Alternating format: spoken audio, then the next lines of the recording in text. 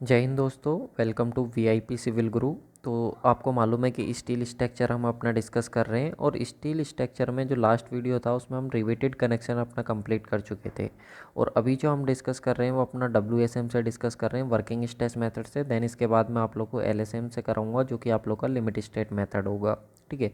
तो मैंने आप लोग को बताया था कि देखिए हमारे पास क्या होता है, कोई भी हमारे पास सेक्शन होते हैं, या तो हम उनको सेक्शन बोल सकते हैं या फिर हम ये बोल सकते हैं कि जो मेंबर होते हैं मेंबर हम उनको बोल सकते हैं।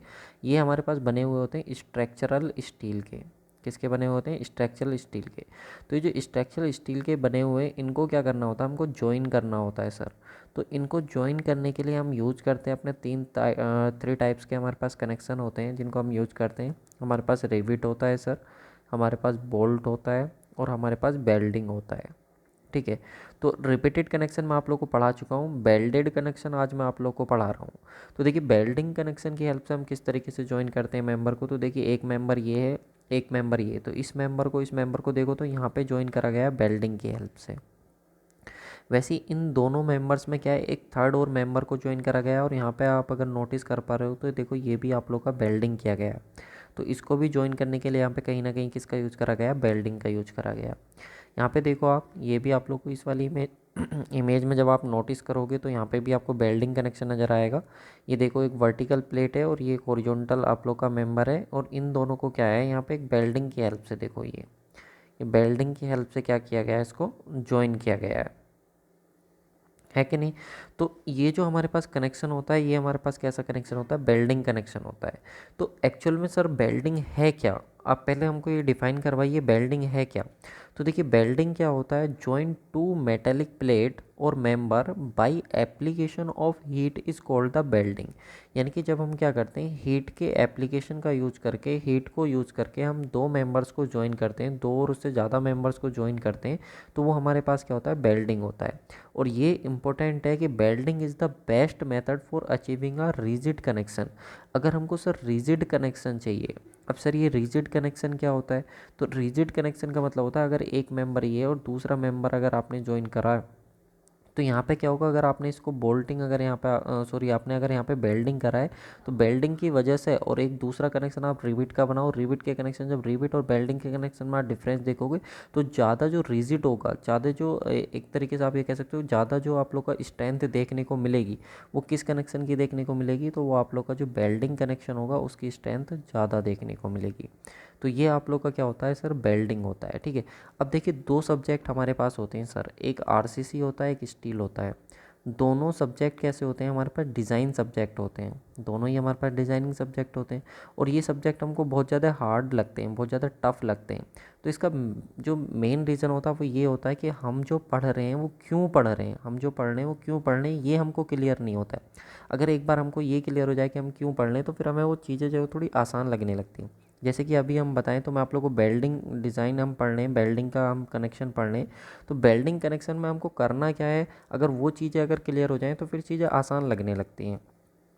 तो देखो अभी मैं आपको 2 मिनट जो कुछ बता रहा हूँ, हो सकता है आपको थोड़ा सा वो ऐसा लगे कि सर पता नहीं आप क्या बता रहे हो, लेकिन अगर एक चीज़ आप थोड़ी सी अपने माइंड में उसकी एक इमेज बना लोगे ना, तो आपको पूरा बेल्डिंग कनेक्शन जो है वो आसान लगने लगेगा। तो थोड़ा सा एक इमेज क्रिएट करना।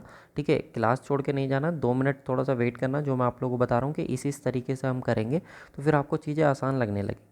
जैसे कि हम बात करें यहाँ पे डिज़ाइन प्रोसीजर की। तो जो डिज़ाइन प्रोसीजर होता है बेल्डिंग का हमारा, इसमें हमको करना क्या होता है?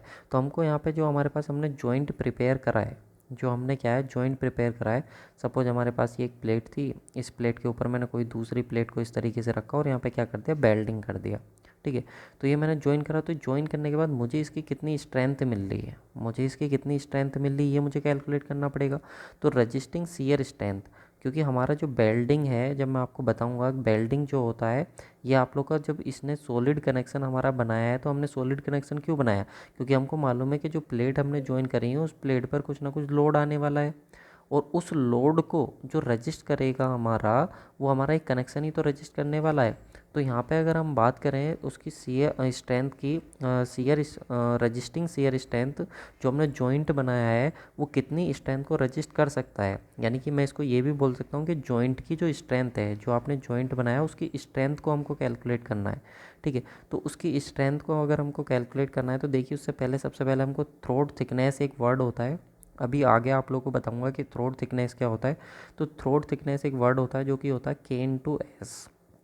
ठीक है, अब सर के क्या होता है, तो के एक कांस्टेंट होता है, और एस जो होता है ये होता है बेल्ट साइज। ये क्या होता है हमारे पास सर, बेल्ट साइज होता है। अब इसकी हेल्प से, थ्रोट थिकनेस की हेल्प से हम निकालते हैं अपना एरिया। क्या कैलकुलेट करते हैं, एरिया। तो एरिया आता है हमारे पास effective length into throat thickness. अब इफेक्टिव लेंथ क्या होता है सर, तो मैंने बोला ना सारी चीज़ें मैं आपको बताऊंगा, बस पेशेंस रखो आप। ठीक है, तो यहाँ से हमारे पास क्या है, हम एरिया निकाल लेंगे। तो एरिया हमारे पास effective length into throat thickness, हमने देखा K/S होता है, तो K/S आई गया।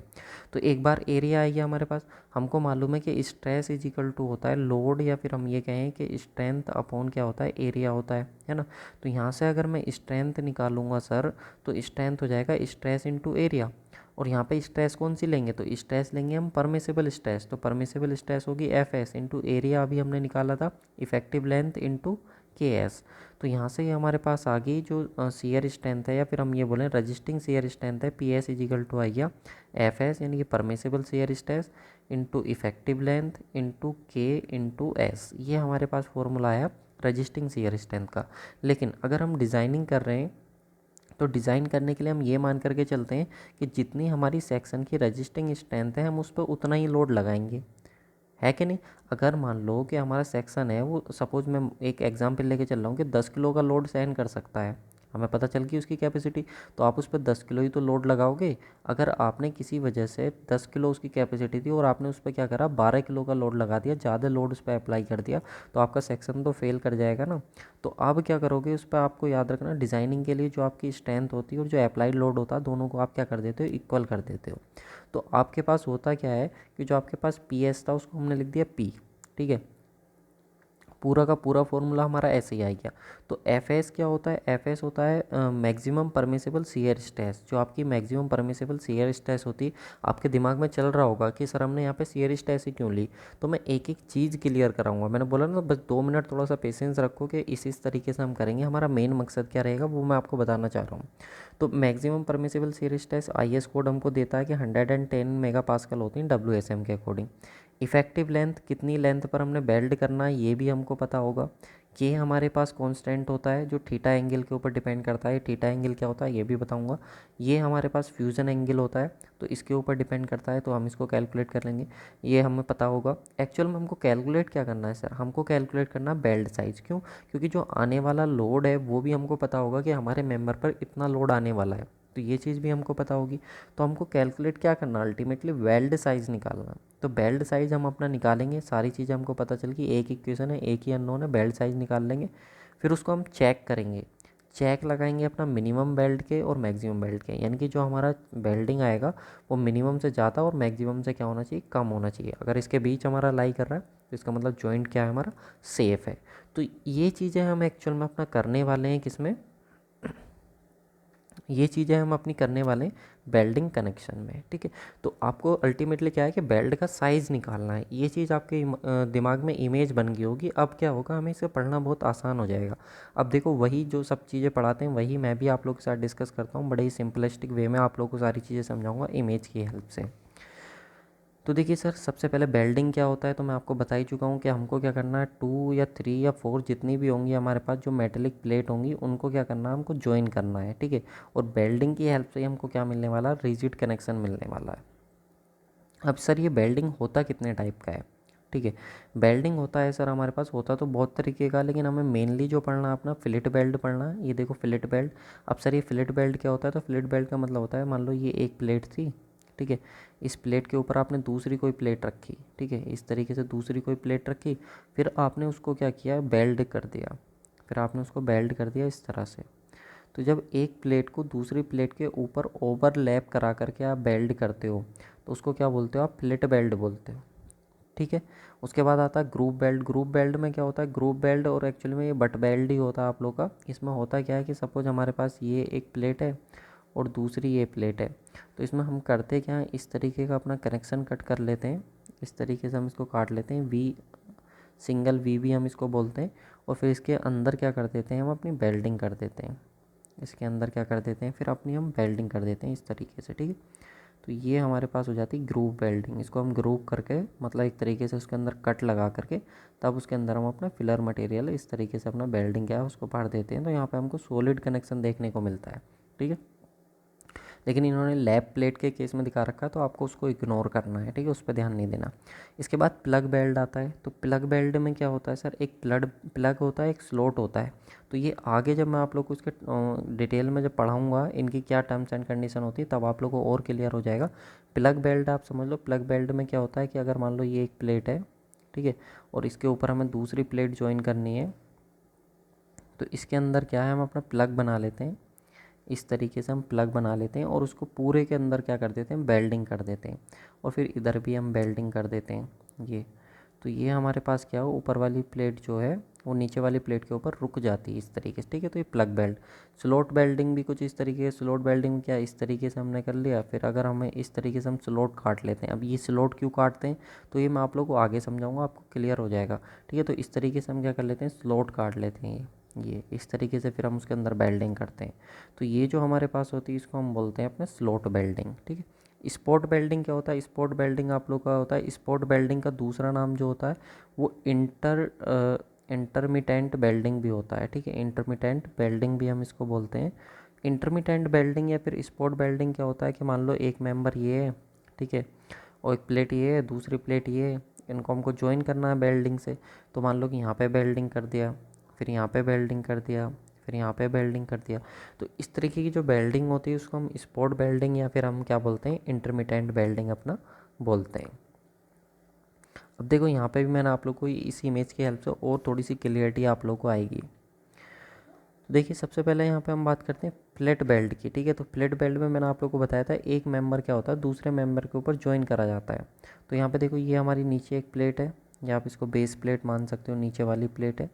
इसके ऊपर एक हमारा ये वर्टिकल प्लेट थी, इसको हमें ज्वाइन करना था। तो हमने इसको प्लेट को इसके ऊपर खड़ा करा, इस प्लेट के ऊपर, और यहाँ पे हमने क्या कर दिया, अपना वेल्डिंग कर दिया। ये इस तरह से हमने क्या करते हैं, वेल्डिंग करते हैं। तो जैसा ये सामने करा वैसे इस साइड भी करा होगा, इस साइड भी आपको दिख रहा होगा, इस साइड भी हमने वेल्डिंग करा होगा। तो ये इस तरीके का वेल्डिंग जो होता है उसको फ्लैट वेल्डिंग बोलते हैं, ठीक है।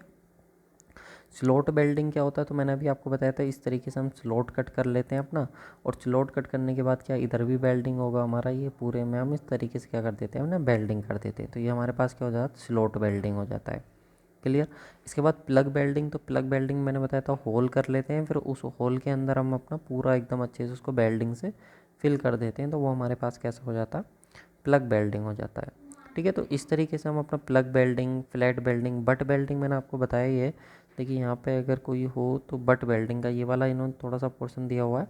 तो बट वेल्डिंग में क्या होता है, आप लोग का एक मेंबर है, एक मेंबर के बाद फिर दूसरा मेंबर है, तो उसके बीच में आप लोग इस तरीके से क्या करते हो, फिलर मटेरियल अपना या जो वेल्डिंग मटेरियल होता है वो अपना फिल कर देते हो। तो वो आपका कैसा हो जाता है, बट वेल्ड हो जाता है, क्लियर।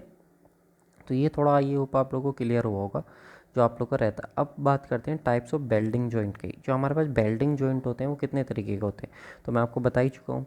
देखिए ये हमारे पास बट जॉइंट है, एक प्लेट ये एक प्लेट ये, दोनों के बीच में हम कट लगा करके फिर अपना हम वेल्डिंग फिल कर देते हैं।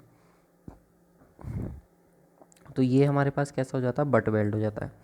एज जॉइंट कैसा होता है, एज जॉइंट, तो एज जॉइंट का मतलब होता है कि एक प्लेट ये है और एक प्लेट ये, तो दोनों को हमने क्या करा, उसको एज से हमने उसकी कनेक्ट कर रखा, फिर उसको ऊपर हमने इस तरीके से वेल्डिंग कर दिया, ठीक है। लैप जॉइंट, तो ये देखो हमने एक प्लेट के ऊपर दूसरी प्लेट को रखा, फिर हमने उसके ऊपर वेल्डिंग करा। तो जैसा ही आप लोगों को ऊपर वाली प्लेट है और नीचे वाली प्लेट कनेक्ट है वेल्डिंग से, वैसे ही जो नीचे वाली प्लेट है यहाँ पे भी वेल्डिंग होता है, ठीक है। इस साइड ही आप देखेंगे ये आपका फ्लैट बेल्ट है, टी जॉइंट आप इसको कह सकते हो, फ्लैट बेल्ट भी कह सकते हो, क्योंकि एक प्लेट को दूसरी प्लेट के ऊपर रख करके इस तरीके से आपका ज्वाइन करा गया है। तो ये टी जॉइंट हो गया, ये कॉर्नर जॉइंट हो गया, क्योंकि एक प्लेट ये एक प्लेट ये और इसको कॉर्नर पर ज्वाइन कर रखा, तो ये कैसा हो गया, कॉर्नर जॉइंट हो गया, क्लियर। और तो ये इस चीज़ को ध्यान रखेंगे, ये हमारे पास जो हो गया वो बट जॉइंट हो गया। ये कैसा जॉइंट हो गया गाइस, बट जॉइंट। और ये आपके पास टी सेक्शन है, एक टी सेक्शन बन रहा है, और ये आपके पास कैसा बेल्ट है, ठीक है। इसको आप क्या बोल सकते हो, फ्लैट बेल्ट। ये आपके पास कैसा होगा, फ्लैट बेल्ट, ठीक है। इसको आप फ्लैट बेल्ट बोलोगे, ठीक है। इस चीज़ को ध्यान रखें, क्योंकि फिलेट बेल्ट क्यों बोलोगे, फिलेट बेल्ट में क्या होता है, एक मेंबर दूसरे मेंबर के ऊपर रख करके उसको बेल्डिंग करी जाती है, ठीक है। लेकिन जब दोनों मेंबर की एक ही एक्सिस हो तो उसको हम क्या बोल देते हैं, हम बट बेल्ट बोल देते हैं। क्लियर। चलिए अब हम बात करेंगे यहाँ पे अपनी फिलेट बेल्ट की। किसकी बात करेंगे, फिलेट बेल्ट की। तो फिलेट बेल्ट होता क्या है, तो मैं अभी आपको बता चुका हूँ फिलेट बेल्ट क्या होता है। फिलेट बेल्ट के फेलियर की देखो मैं आपसे यहाँ पे बात करूँगा फिलेट बेल्ट के फेलियर की, तो थोड़ा सा ध्यान रखना। बस अभी आप ये समझो कि जो फिलेट बेल्ट होता है आपका, वो रजिस्ट करता है all the stresses by shear strength only. जो फिलेट बेल्ट होता है आपका, वो शियर स्ट्रेंथ की वजह से, अपनी शियर स्ट्रेसेस की वजह से, शियर स्ट्रेंथ की वजह से क्या करता है, जो भी स्ट्रेसेस आती हैं उन सबको रजिस्ट करता है। लेकिन होता क्या है सर फिलेट बेल्ट, तो देखो ये नीचे हमारे पास बेस प्लेट थी, इसके ऊपर हमने अपनी दूसरी प्लेट रखी और दूसरी प्लेट रख के हमने उस पर क्या किया, यहाँ पे बेल्डिंग कर दिया इनको। तो बेल्डिंग की हेल्प से जब हमने इसको ज्वाइन कर दिया तो ये हमारे पास कैसा हो गया, फिलेट बेल्ट हो गया। तो ये देखो हमारे पास ये एक प्लेट थी, दूसरी प्लेट को ऐसे रखा 2D डायग्राम में और यहाँ पे हमने क्या कर दिया, बेल्डिंग कर दिया। तो ये जो हमने बेल्डिंग करा है, ठीक है, ये जो हमने बेल्डिंग करा है इसके कुछ टेक्निकल टर्म्स होते हैं जिनके नाम होते हैं। इसको हम रूट बोलते हैं, ये वाला जो पोर्शन होता है इसको रूट बोलते हैं। पूरा जो ये आपके पास जोन बन करके आया है इसको हम फ्यूज़न जोन बोलते हैं। इसको हम क्या बोलते हैं, फ्यूज़न जोन बोलते हैं। तो ये नाम याद रखिएगा, इसको हम फ्यूज़न जोन बोलते हैं।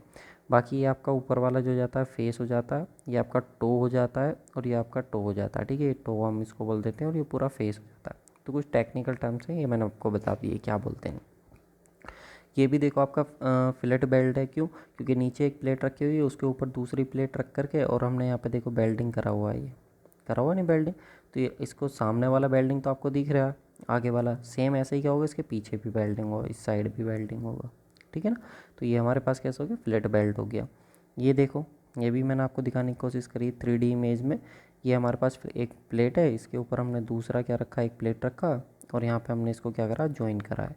तो ये जो मैंने आप लोग को ज्वाइन करा है, ये हमने किस तरह की बेल्डिंग है, फिलेट बेल्डिंग है। इसको ये अगर मैं 2D इमेज में आपको दिखाऊँ, 2D इमेज में, तो ये देखो बेस प्लेट होगी, इसके ऊपर ये रखा हुआ है। तो ये रखा हुआ है, तो यहाँ पे देखो ये आपको दिखेगा, ये ट्रायंगल आपको नज़र आएगा, आएगा नहीं, ये ट्रायंगल नज़र इस तरीके से इधर वाला देखोगे तो ये ट्रायंगल नज़र आ जाएगा, एक और आ जाएगा, ठीक है। तो दोनों साइड में आप लोग को आ जाएगा। क्लियर। अब देखो इसके कुछ टेक्निकल टर्म्स मैंने आपको बता ही दिया। ये जो होता है हमारे पास, इसको रूट बोलते हैं, ये टो होता है, ये बेल्ट का फेस होता है, ये टो होता है, ये फ्यूज़न जोन होता है, ये पूरा जो हमारे पास है शेडेड, इसको हम क्या बोलते हैं, फ्यूज़न जोन अपना बोल देते हैं। लेकिन एक और चीज़ याद रखना, ये फ्यूज़न जोन जो है इसको क्या बोलते हैं, ये हमारे पास लेग्स होती हैं, बेल्ड लेग, हम इनको क्या बोलते हैं, बेल्ड लेग बोलते हैं। यानी कि जो हमने बेल्ड किया उसकी लेग्स, ठीक है। तो लेग्स भी हो गया, फेस भी हो गया, टो भी हो गया, फ्यूज़न जोन भी हो गया। लेकिन ये एग्ज़ाम में क्वेश्चन पूछा जाता है कि फ्यूज़न जोन जो होते हैं कितने टाइप्स के होते हैं, तो फ्यूज़न जोन्स हमारे पास 3 टाइप्स के होते हैं। कितने तरीके के होते हैं गाइस, 3 टाइप्स के हमारे पास फ्यूज़न जोन होते हैं। एक होता है हमारे पास मीट्री फ्लैट, एक तो मीट्री जोन आप बोल सकते हो, कॉनकेव होता है, कॉन्वेक्स होता है, ठीक है। अब ये नाम से ही क्लियर है। जो आपका क्या होता है, मीट्रे जो फ्लैट होता है वो आप लोग का कैसा होता है, बिल्कुल एकदम राइट, ये ट्रायंगल बन के आता है, इसमें क्या आता है, बिल्कुल एकदम राइट एंगल ट्रायंगल ये आपका बन जाता है 90 डिग्री का, ठीक है, देख सकते हो। लेकिन कॉनकेव में क्या होता है, तो कॉनकेव जो ऊपर वाला पार्ट होता है वो उठा हुआ होता है, ठीक है, ऊपर वाला पार्ट उठा हुआ होता है। और जो आपका कॉन्वेक्स है उसमें ऊपर वाला पार्ट उठा हुआ होता है, और जो कॉनकेव है उसमें दबा हुआ होता है अंदर की तरफ को, ठीक है, अंदर की तरफ को दबा हुआ होता है। जैसे हमारे पास लेंस होता है, कॉनकेव लेंस कैसा होता है, ये होता है, ठीक है, उठा हुआ होता है, इसके पार्ट ये उभरे हुए होते हैं, बाहर की तरफ निकले हुए होते हैं।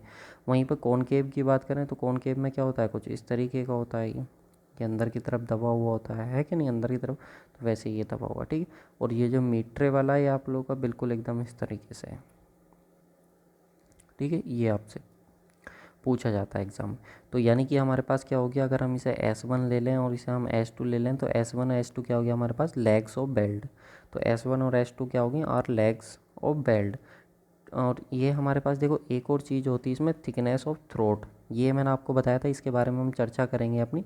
थिकनेस ऑफ थ्रोट, थ्रोट का मतलब क्या होता है, गला, ये सबको मालूम है आपको, गला जैसे होता है। तो इसमें देखो थिकनेस ऑफ थ्रोट क्या होता है, जैसे कि अगर हमारे पास क्या है, ये सपोज हमारे पास बेल्ट बन कर के आया ये, ठीक है, ये बन कर के आया, ठीक है, ये फ्यूजन जोन है, पूरा फ्यूजन जोन बना करके दिखा रहा हूँ। उसके बाद हमने क्या करा, इसको अपना पूरा ज्वाइन कर दिया किस तरीके से, ठीक है, एक स्ट्रेट लाइन से हमने इसको ज्वाइन कर दिया।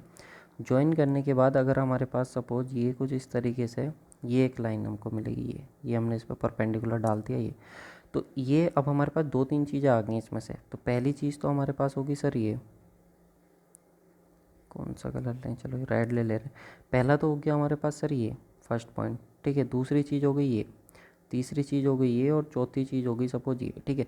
तो इन चारों में से जो भी मिनिमम लेंथ होगी, चाहे वो आपकी S1 हो, S2 हो, या फिर ये वाली परपेंडिकुलर डिस्टेंस हो, या फिर ये 1 हो, 1 वाली हो, ये वाली ब्लू वाली हो, इन चारों में से जो भी मिनिमम होगी वो हमारे पास क्या होगी, थिकनेस ऑफ थ्रोट होगी।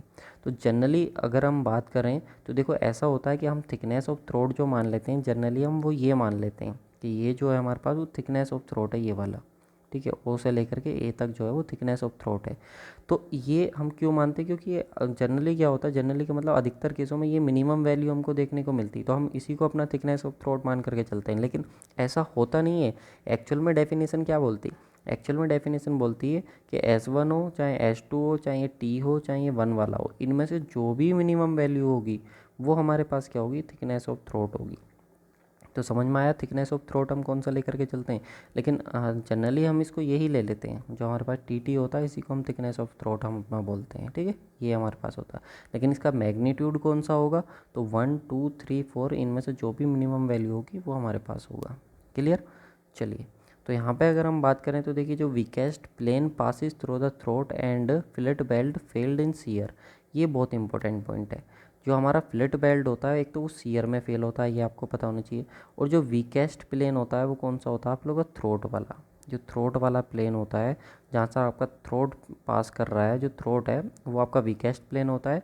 और जो फिलेट बेल्ट होती है वो फेल करती है सीयर में। कैसे फेल करती है, कौन सा होता है आप लोग का थ्रोट, तो मैं आपको दिखाता हूँ। देखिए, ये हमारे पास एक प्लेट थी, इसके ऊपर हमने दूसरी प्लेट को रख करके इस तरीके से हमने इसको ज्वाइन किया है यहाँ पे, ठीक है। और ये हमारे पास क्या है, ये हमारे पास फ्यूजन जोन बन करके आ गया, पूरा फ्यूजन जोन। इस फ्यूजन जोन को, ये हमारा अंदर तक होगा फ्यूजन जोन। अगर आप 3D में देखोगे तो फ्यूजन जोन कहाँ तक होगा, अंदर तक होगा। तो इस फ्यूजन जोन को अगर मैं आपको 3D में दिखाऊँ तो इस तरीके का फ्यूजन जोन हमारा बन करके आएगा, ये पूरा पूरा फ्यूजन जोन, ठीक है। ये बन गया हमारे पास फ्यूजन जोन। तो इस फ्यूजन जोन में जो हमारा बेल्ट है वो फेल करता है आपका, वो फेल करता है, देखो इस तरह से, इस प्लेन के अबाउट फेल करता है। ये जो आपको प्लेन देख रहा है ब्लैक वाला, ठीक है, इस पे फेल करता है हमारा, इसी को हम बोलते हैं फेलियर प्लेन, ठीक है।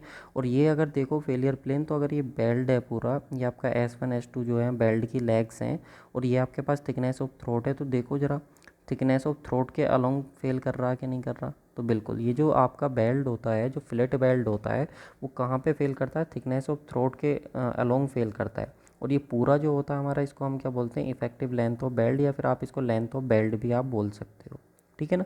तो हम यहाँ पे इसका एरिया कितना लें, किस एरिया पे ये फेल कर रहा है, तो वो एरिया हम कैसे लेंगे, तो हम एरिया लेंगे इस फेलियर प्लेन का। तो फेलियर प्लेन का एरिया कैसे लेंगे, तो आप देखोगे तो एक रेक्टेंगल है, ये क्या है, एक रेक्टेंगल। तो ये रेक्टेंगल है, तो ये थिकनेस ऑफ थ्रोट हो गया, और इसकी लेंथ कितनी होगी, इफेक्टिव लेंथ कितनी होगी, एल इफेक्टिव कह दे रहे हैं उसको, ठीक है। तो हमारे पास जो एरिया आ जाएगा, एरिया कितना हो जाएगा, length into breadth, length into breadth. तो इसकी ब्रेथ कितनी आ गई, थिकनेस ऑफ थ्रोट, और लेंथ कितनी ले ली, इफेक्टिव लेंथ। तो ये आ गया हमारे पास सीयर एरिया। क्या आ गया, सीयर एरिया हमारे पास निकल करके आ गया, जिस प्लेन पे हमारा जो फ्लैट बेल्ट है वो फेल कर रहा है। अच्छा, एक इमेज मैं आपको दिखाता हूँ इसकी कैसे फेल करता है, एक सेकंड को। तो देखो, आप इस इमेज को देखो, इस इमेज को आप नोटिस करो, ये एक प्लेट थी, ये दूसरी प्लेट थी, ये दोनों एक दूसरे से ज्वाइन थी, ठीक है, दोनों एक दूसरे में मिली हुई थी, लेकिन ये फेल कर गया, देखो ये फेल कर गया। तो यहाँ पे जब ये फेलियर आप देखोगे तो फेलियर प्लेन जो आपको मिलेगा, ये एक क्या मिलेगा, एक रेक्टेंगल मिलेगा। क्या मिलेगा, एक रेक्टेंगल मिलेगा। और रेक्टेंगल का जो एरिया होता है वो कितना होता है, लेंथ इंटू ब्रेथ होता है। तो ये हमारे पास आ जाता है इस तरीके से, लेंथ इनटू ब्रेथ करके। अब मैंने आपको बताया कि जो फेल करता है वो सीयर में फेल करता है, किस में फेल करता है, सीयर में। तो देखो, इस प्लेट को इधर खींचा गया होगा और इसको इधर खींचा गया होगा, तभी तो सीयरिंग हुई है ना यहाँ पे। या फिर आप इन इमेज को देखो, इनसे आपको क्लियर होगा कि किस तरीके से हमारा फेल करता है। तो ये हमारे पास कैसा था, ये हमने लैप जॉइंट बनाया हुआ था बेल्डिंग की हेल्प से अपना, और इनको हमने प्रॉपर तरीके से ज्वाइन कर रखा था। लेकिन जब इस प्लेट पर इधर कोई फोर्स लगा P सपोज, और इधर कोई फोर्स लगा P, तो ये आपके पास क्या था, फेल कर गया। ये आपके पास क्या था, फेल कर गया, देखो। और ये जो आपका फेल करा है, ये जो आपको मिलेगा, ठीक है, ये जो आपको मिलेगा, ये आपको एक रेक्टेंगल मिलेगा, ठीक है। और इस रेक्टेंगल का जो एरिया होता है उसी को हम बोलते हैं अपना सीयर एरिया। क्या बोलते हैं, सीयर एरिया। तो आपको कुल मिला करके क्या याद रखना है, जो आपका फिलेट बेल्ट होता है, वो किस में फेल करता है, वो सीयर में फेल करता है। किस में फेल करता है, सीयर में फेल करता है। ठीक है, ये चीज़ आप ध्यान रखेंगे।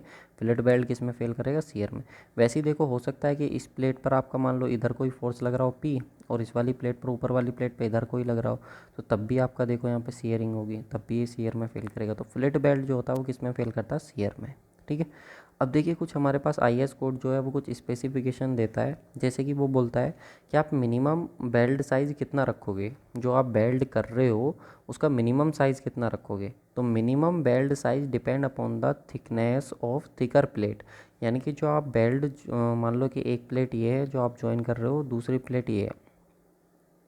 ठीक है, ये बड़ी प्लेट है, थिकर प्लेट है, और ये थिनर प्लेट है। तो जब इन पे आप बेल्डिंग कर रहे हो, तो इनमें जो बेल्डिंग आप कर रहे हो, तो इस बेल्डिंग का साइज़ कितना होना चाहिए। साइज़ मतलब समझ रहे हो ना, बेल्डिंग की लेग्स कितनी रहनी चाहिए, वो किसके ऊपर डिपेंड करेगा, जो थिकर प्लेट थी आपकी, जो थिकर प्लेट थी, जो मोटी प्लेट थी, उसके ऊपर डिपेंड करता है। तो ये क्या बोलता है, थिकनेस ऑफ थिकर प्लेट। अगर मान लो थिकर प्लेट की थिकनेस 10 mm तक है, तो जो हमारे पास मिनिमम बेल्ट साइज़ होगा वो कितना होगा, 3 mm होगा। और अगर हमारे पास 11 to 20 mm जो है हमारे पास, वो थिकनेस है थिकर प्लेट की, तो हमारे पास जो मिनिमम साइज़ होगा बेल्ट का वो कितना होगा, 5 mm होगा। अगर 21 से 32 mm तक है हमारे पास थिकर प्लेट की थिकनेस, तो बेल्ट साइज़ जो होगा वो 6 mm होगा। और साथ में अगर हमारे पास मान लो कि जो थिकनेस है थिकर प्लेट की वो 32 mm से ज़्यादा हो गई, तो जो हमारे पास मिनिमम बेल्ट साइज़ रहेगा वो 8 mm इन फर्स्ट राउंड, पहले राउंड में 8 mm रहेगा, और टोटल हमारा 10 mm हो जाएगा। यानी कि टोटल 10 mm हो जाएगा। तो 8 mm हमने पहले राउंड में प्रोवाइड करा दिया, फिर 2 mm हम और प्रोवाइड करा देंगे, तो टोटल कितना हो जाएगा हमारे पास, वो 10 mm हो जाएगा। 8 और 2 10 mm। किस तरीके से प्रोवाइड कराते हैं इसको, अगर हमारी थिकनेस 32 mm से ज़्यादा हो गई, तो इस तरीके से हम उसको प्रोवाइड कराते हैं। देखिए, पहले हमने एक लेयर में प्रोवाइड कराया बेल्डिंग, ठीक है, फिर दूसरी लेयर में प्रोवाइड कराया, फिर तीसरी लेयर में प्रोवाइड कराया। तो इस तरीके से हम क्या करते हैं, लेयर बाय लेयर बेल्डिंग करते हैं।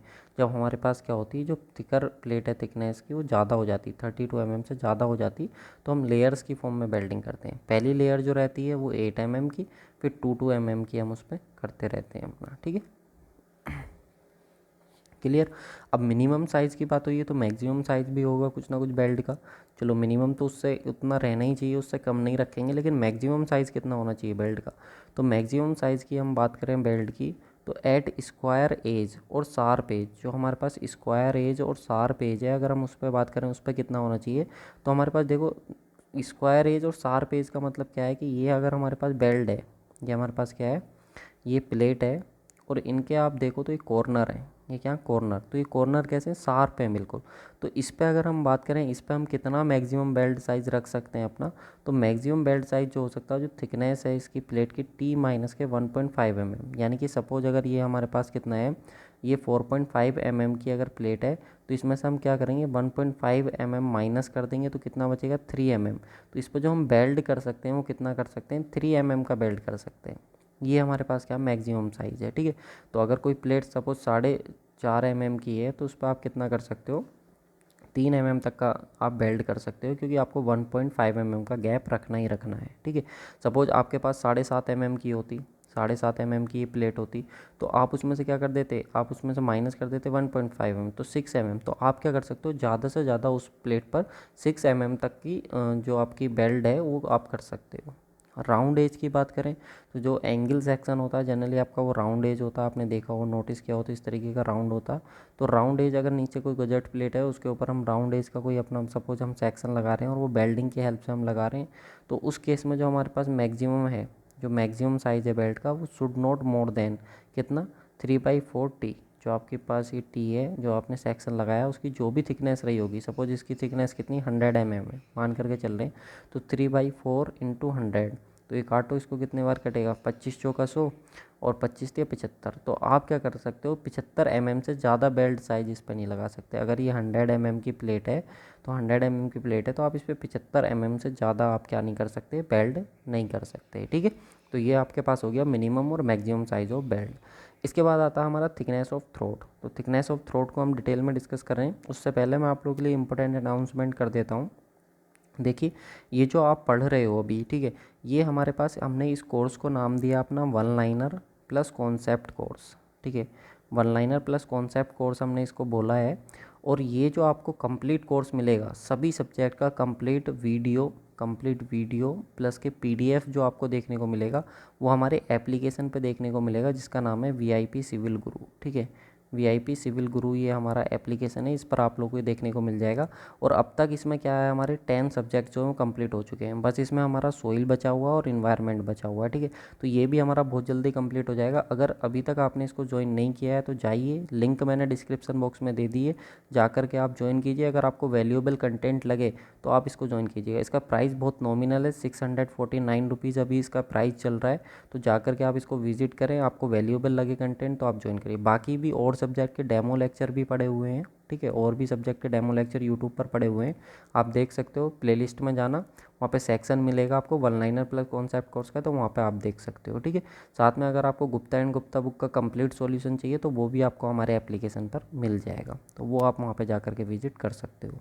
ठीक है, चलिए नेक्स्ट हम बात करते हैं अपना थिकनेस ऑफ थ्रोट की। लिंक डिस्क्रिप्शन बॉक्स में दे दिए, लेकिन फिर भी अगर आपको कोई दिक्कत आए तो 8077283538 ये हमारा व्हाट्सअप नंबर है, इस पर आप कॉन्टैक्ट कर सकते हो। तो थिकनेस ऑफ थ्रोट तो मैंने अभी आप लोगों को बताया भी था कि थिकनेस ऑफ थ्रोट कौन सा होता है, और ये भी बताया था कि जनरली हम थिकनेस ऑफ थ्रोट कौन सा लेते हैं।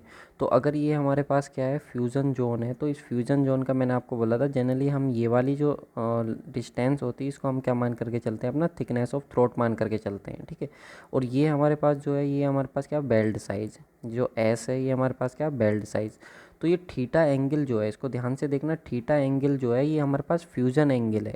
तो जो हमारे पास थिकनेस ऑफ थ्रोट होता है, ये थिकनेस ऑफ थ्रोट जो है, जो हमारे पास टीटी है, जिसको हम टीटी से रिप्रेजेंट कर रहे हैं, ये किसके ऊपर डिपेंड करेगा, तो इस बेल्ट साइज़ के ऊपर डिपेंड करेगा कि बेल्ट साइज़ हमने कितना किया है। सपोज हमारे पास एक प्लेट है इधर से, ये एक प्लेट है, ठीक है, दूसरी प्लेट ये है, ठीक है, और ये हमने बेल्ट साइज़ कर रखा है, सपोज ये एस है और ये भी क्या एस है। तो ये हमारे पास थिकनेस ऑफ थ्रोट जो डिपेंड करेगी कि बेल्ट साइज़ कितना है। ये बेल्ट साइज़ आपका यहाँ तक भी हो सकता था, ऊपर यहाँ तक हो सकता था, तो इसके ऊपर डिपेंड करेगा। और जो एंगल ऑफ फ्यूज़न है, तो एंगल ऑफ फ्यूज़न ध्यान से देखना, पूरा जो थीटा है ये आप लोग के पास एंगल ऑफ फ्यूज़न है। ठीक है, तो अभी देखो, अगर आप ध्यान से देखो तो पूरा एंगल 90 होगा, तो 90 होगा तो इसका हाफ कितना हो गया, 45। तो अगर हम इस ट्रायंगल में ये देखें तो ये हमारे पास 90 डिग्री का एंगल है, ये एंगल हमारे पास 45 है, तो हम इसमें अगर cos 45 लगाएं तो बेस अपॉन हाइपोटेनियस होता है। तो बेस अपॉन हाइपोटेनियस, तो हमारे पास बेस कितना हो गया, थिकनेस ऑफ थ्रोट हो गया, अपॉन इसका हाइपोटेनियस कितना हो गया, तो जो लॉन्गेस्ट साइड होगी वो हाइपोटेनियस होगी, तो वो हो गया एस। तो यहाँ से जब आप थिकनेस ऑफ थ्रोट निकालोगे तो वो कितना आएगा, इजिकल टू cos 45 की वैल्यू होगी 1/√2, और एस डिवाइड में है तो इधर मल्टीप्लाई में आ जाएगा। तो जब इसको आप सॉल्व करोगे तो जो थिकनेस ऑफ थ्रोट है आपकी वो कितनी आ जाएगी, 0.7 एस आ जाएगी। ठीक है, तो ये हमारे पास आ गई थिकनेस ऑफ थ्रोट। मैंने बोला था आप लोगों को स्टार्टिंग में कि मैं सारी चीज़ें बताऊंगा, एक एक चीज़ आपको बताऊंगा, बस वो मैंने आपको बताया था कि हमारा प्रोसीजर क्या रहेगा, हमारे मेन एम क्या रहेगा, हमारा बेल्डिंग साइज़ हमको ये निकालना है। ठीक है, तो ये हमारे दिमाग में रहना चाहिए, इस तरीके से हम इसको अपना पढ़ करके चलेंगे। ठीक है, एक और कंडीशन इसमें हो सकती है कि सपोज अगर हमारे पास जो है, देखो ये जो हमारे पास एंगल था, ये हमारे पास थिकनेस ऑफ थ्रोट निकल के आ गई, तो ये जो एंगल थीटा है ये हमारे पास कौन सा फ्यूजन एंगल है। तो फ्यूजन एंगल के लिए हमारा आईएस कोड बोलता है कि फ्यूजन एंगल जो आपको रखना है वो 60 डिग्री से ज़्यादा या उसके बराबर होना चाहिए, और लेस देन होना चाहिए 120 डिग्री के। यानी कि जो थीटा एंगल है वो आपका 60 डिग्री से ज़्यादा हो सकता है, जो थीटा एंगल है आप लोग का वो 60 डिग्री से ज़्यादा या उसके बराबर हो सकता है, और ये आपका लेस देन होना चाहिए 120 डिग्री से, यानी कि 60 और 120 के बीच आप लोग का एंगल होना चाहिए। अब ऐसा क्यों है सर, 60 से ज़्यादा क्यों? अगर मान लो कि आपका एंगल जो है वो 60 से कम हो गया, आईएस कोड बोलता है कि 60 से ज़्यादा होना चाहिए, लेकिन अगर एंगल 60 से कम हो गया तो हमें क्या होगा, बेल्ट करना बहुत ज़्यादा डिफ़िकल्ट होगा, क्योंकि एक प्लेट ये है और सपोज़ दूसरी प्लेट ये है। अब ये एंगल आपका 60 से कम हो गया तो अब आप यहाँ पे बेल्ट कैसे करोगे, बेल्ट करने में दिक्कत होगी ना, तो यहाँ पे डिफ़िकल्ट होता है आप लोग को बेल्ट करने में। लेकिन अगर एंगल आपका थीटा ग्रेटर देन 120 डिग्री है तो यहाँ पे क्या होता है, गिव लेस थ्रोट थिकनेस। तो अगर एंगल आपका बहुत ज़्यादा हो गया, सपोज एक प्लेट ये है और एंगल 120 से ज़्यादा हो गया, ये एंगल आपका कोई है, तो यहाँ पे जब आप बेल्ट करोगे तो थिकनेस ऑफ थ्रोट जो देखोगे वो बहुत कम देखने को मिलती। और अगर थिकनेस ऑफ थ्रोट कम होगी, तो थिकनेस ऑफ थ्रोट कम होगी तो एरिया कम होगा। क्यों? क्योंकि एरिया क्या होता है, effective length into thickness of throat. तो थिकनेस ऑफ थ्रोट कम है तो एरिया क्या होगा, कम होगा। और अगर एरिया कम होगा तो जो स्ट्रेंथ आएगी वो भी क्या आएगी, कम आएगी। जो स्ट्रेंथ आएगी वो भी कम आएगी, और स्ट्रेंथ कम आएगी तो जॉइंट कैसा होगा, हमारा वीकर जॉइंट होगा। और वीकर जॉइंट होगा तो जॉइंट क्या कर जाएगा, हमारा फेल कर जाएगा। तो इसलिए बोलता है IS कोड कि जो आपका थीटा डिग्री का एंगल है वो 60 से ज़्यादा और 120 से क्या होना चाहिए, कम होना चाहिए। ठीक है, अब इसकी जो वैल्यू होती है के की, ठीक है, वो डिपेंड करती है इस थीटा के ऊपर, क्योंकि के क्या होता है, कांस्टेंट होता है, क्योंकि thickness of throat is equal to आता है के इंटू एस। ठीक है, ये के जो था ये यही वाला था, ये अभी मैंने आपको थिकनेस ऑफ थ्रोट निकाल के दिखाया था। तो थिकनेस ऑफ थ्रोट जब हमने निकाला था तो 0.7 इंटू एस आया। तो 0.7 को हम क्या बोल देते हैं, के बोल देते हैं इंटू एस। तो ये 0.7 जो आया है ये तो 45 डिग्री के लिए आया है। किसके लिए आया, 45 डिग्री के लिए आया है। ठीक है, तो अगर हमारे पास क्या है, कोई ऐसा ज़रूरी थोड़ी ना 45 डिग्री हो, तो हमने के को क्या कह दिया, कांस्टेंट।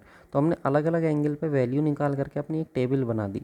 हमने बोला कि अगर आप लोग का एंगल 60 से 90 के बीच में है तो 0.7 रहेगा, 91 से 100 के बीच में तो 0.65 रहेगा, और 101 से लेकर के 106 तक है तो 0.60 रहेगा, 107 से 113 तक है तो के की वैल्यू 0.55 रहेगी, और 114 से 120 है तो 0.50 रहेगी। ये हमारे पास वैल्यू रहेंगी किसकी, के की।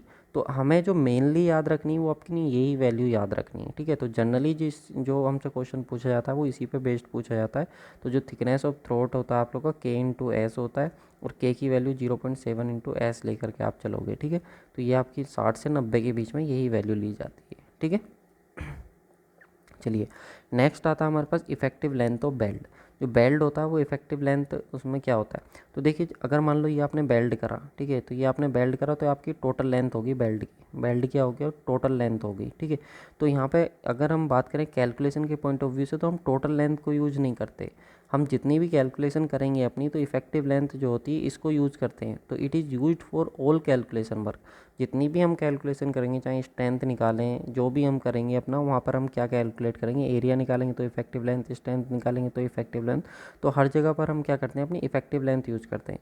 और ये इफेक्टिव लेंथ हम लेकर के कितनी चलते हैं, तो इफेक्टिव लेंथ हमारे पास होती है कितनी, जो भी टोटल लेंथ है बेल्ट की उसमें से हम 2s माइनस कर देते हैं। कितना माइनस कर देते हैं, 2s। अब 2 तो कांस्टेंट है, s क्या हमारे पास, बेल्ट साइज़, s क्या हमारे पास, बेल्ट साइज़। ठीक है, ये मैं आपको बता चुका हूँ। तो ये हमारे पास एस क्या होता है, हमारे पास बेल्ट साइज होता है। ठीक है, तो एस बेल्ट साइज हो जाएगा और 2 आपका कौन सा, टोटल लेंथ। तो इतनी हम क्या लेकर के चलते हैं, इफेक्टिव लेंथ। यहाँ से टोटल लेंथ निकालें बेल्ट की, तो बेल्ट की जो टोटल लेंथ आती है जिसको हमने LW कह दिया तो वो इफेक्टिव लेंथ हो जाएगी, प्लस के क्या होता है 2s। तो 2s क्या होता है, कुछ एक्स्ट्रा लेकर के चलते हैं। जो टोटल लेंथ होती है उसमें इफेक्टिव लेंथ प्लस के 2s क्या होता है, थोड़ी हम ज़्यादा लेकर के चलते हैं, एक्स्ट्रा लेकर के चलते हैं, ताकि हमारी सेफ्टी में प्रायोरिटी रहे। ठीक है, सेफली ज़्यादा रहे, सेफ्टी ज़्यादा रहे, तो उस पॉइंट ऑफ व्यू से हम थोड़ा ज़्यादा उसको लेकर के चलते हैं जो लेंथ होती है बिल्डिंग की। क्लियर, चलिए आज की इस वीडियो में इतना ही रखते हैं। बाकी आप लोग का स्ट्रेंथ है, स्ट्रेंथ हम डिस्कस करेंगे, स्ट्रेंथ ऑफ आप लोग का फ्लैट बेल्ट आ जाएगा। फिर इसके बाद स्ट्रेंथ ऑफ प्लेट डिस्कस करेंगे। फिर टाइप्स ऑफ फ्लैट बेल्ट, देखिए टाइप्स ऑफ फ्लैट बेल्ट यहाँ से आप लोग को एग्जाम में क्वेश्चन जरूर पूछा जाता है। सर्कुलर शाफ्ट पे फ्लैट बेल्ट हो गया, एंगल सेक्शन पे फ्लैट बेल्ट हो गया, इंटरमीडिएट फ्लैट बेल्ट हो गया, स्पोर्ट फ्लैट बेल्ट हो गया, प्लग फ्लैट बेल्ट हो गया, एंड फ्लैट बेल्ट हो गया, साइड फ्लैट बेल्ट हो गया, इसेंट्रिक कनेक्शन, इन प्लेन और आउट प्लेन फ्लैट बेल्ट का कनेक्शन हो गया, डिज़ाइन कोडल प्रोविज़न हो गए। ये सब एग्ज़ाम के लिए, एग्ज़ाम के पॉइंट ऑफ व्यू से बहुत बहुत ज़्यादा इंपॉर्टेंट है। अगर मैं बोलूँ तो ये 5 स्टार है, यहाँ से बहुत एग्जाम में क्वेश्चन पूछे जाते हैं। तो ये सारी चीज़ें आप लोगों को देखिए मैं प्रॉपर इमेज की हेल्प से 3D 2D इमेज जो भी पॉसिबल है उन सब की हेल्प से आप लोगों को मैं पढ़ाने वाला हूँ। तो लिंक डिस्क्रिप्शन बॉक्स में दी गई है, वहाँ से जा कर के आप ज्वाइन कर सकते हो। बहुत बेहतरीन तरीके से आप लोगों को ये सारी चीज़ें क्या हो जाएंगी, क्लियर हो जाएंगी। तो thank you so much guys for watching this video. मिलते हैं नेक्स्ट वीडियो में, तब तक के लिए बाय, टेक केयर। और हाँ, कमेंट करके ज़रूर बताइएगा कि कैसा आप लोगों को कंटेंट लग रहा है। बाकी अपने दोस्तों के साथ भी ज़रूर शेयर कीजिएगा। मिलते हैं नेक्स्ट वीडियो में, थैंक यू सो मच।